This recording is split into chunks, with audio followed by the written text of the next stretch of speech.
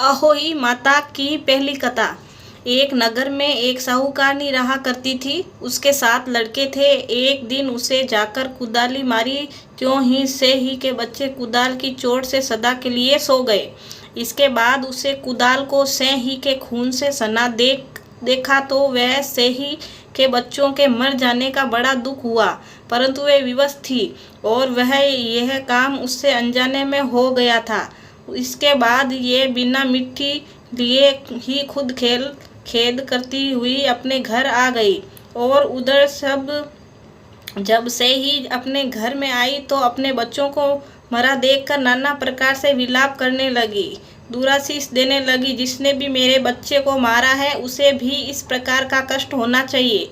तत्पश्चात से ही के श्राप से सेठानियों के 7 लड़के एक साल के अंदर ही मर गए। इस प्रकार अपने बच्चों को असमय में काल के मुंह में चले जाने पर सेठ सेठानी इतने दुखित हुए कि उन्होंने किसी तीर्थ पर जाकर अपने प्राणों को तज देना उचित समझा। इसके बाद वे घर बार छोड़कर पैदल ही किसी तीर्थ की ओर चल दिए और खाने पीने की ओर कोई ध्यान न देकर जब तक उनमें शक्ति और साहस रहा तब तक वे चलते ही रहे और जब वे पूर्णतया अशक्त हो गए तो उन्होंने अंत में मूर्छित होकर गिर पड़े। उनकी यह दशा देखकर भगवान करुणा सागर ने उनको मृत्यु से बचाने के लिए उनके पापों के अंत चाहा। अतः अवसर पर आकाशवाणी हुई कि है सेठ, तेरी सेठानी ने मिट्टी खोदते समय ध्यान ने देखकर से ही के बच्चों को मार दिया था।